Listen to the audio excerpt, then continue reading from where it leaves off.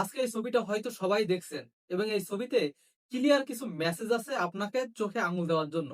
এবং আগামী নির্বাচনে আপনি কেন হা ভোট দেবেন তারও কিছু সিগনিফিকেন্ট মেসেজ এই ভিডিওতে দেওয়া আছে। এবং আপনি যদি দেখতে পারেন খালি চোখে তাহলে ভালো।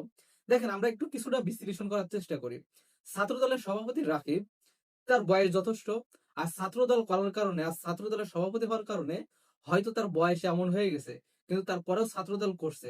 জীবন জৈবন এক কথায় সবই দলের পিছনে দিতেছে। একটা ছেলে তার জীবন জৈবন দলের পিছনে দিয়েও সে আজ তার যে মাদার সংগঠন বিএনপি, তার যে চেয়ারপারসন বা চেয়ারম্যান, তার পাশে সে কি করতেছে, ছবি তোলার জন্য হাই উতাস করতেছে বা খুবই উৎফুল্লতার সাথে। এই যে ছবিটা দেখছেন, এটাতে সে তারেক জিয়ার পিছনে বসছে, সামনে থেকে কাউকে ফোকাস করতে বলছে যে তার একটা ছবি নেওয়ার জন্য, যে তারেক জিয়ার পাশে দাঁড়িয়ে বা তার সাথে বসে যে ছবি তুলবে এমন সাহস বা এমন অধিকার তার নাই। এবং আজকে যখন তারেক জিয়া তাকে ডাকছে তার পাশে বসতে বলছে, তখন সে যে বসতে গেছে, তখন তারেক জিয়া যে সিকিউরিটি আছে তাকে উঠাই কি বলছে, সামনে বসতে।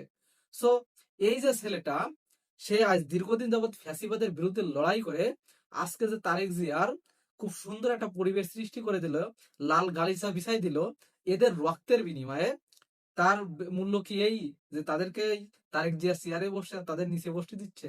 এটাই হচ্ছে দ্বিচারিতা, এটাই হচ্ছে পরিবর্তনতন্ত্র, বা এইটাই ভাঙার জন্যই জুলাই সনদে আমাদেরকে হাবট দিতে হবে। সে ছাত্র দলের সভাপতি সারা বাংলাদেশের, আর তারেক জিয়া কি তার মাদার সংগঠনের সভাপতি সারা বাংলাদেশের। সুতরাং সাংগঠনিক দিক থেকে হয় মাদার সংগঠন আর অঙ্গ সংগঠন পার্থক্যটা আছে, কিন্তু দুজনের পজিশন প্রায় এক।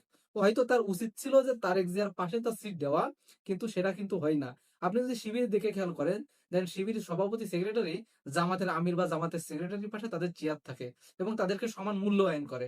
এই যে ছবিতে আপনি দেখেন যে আবার এখান থেকে কি হয়, যে তারা অদূর ভবিষ্যতে জামাতে যোগ দেওয়ার ফলে জামাতের সভাপতি হওয়ারও বা আমির হওয়ারও যোগ্যতা লাগে, বা যোগ্যতা সম্পূর্ণ তাদের থাকে, বা তোমার এক্সপেকটেশন তারা করলে সেটা ভুল হয় না, তারাই হয়।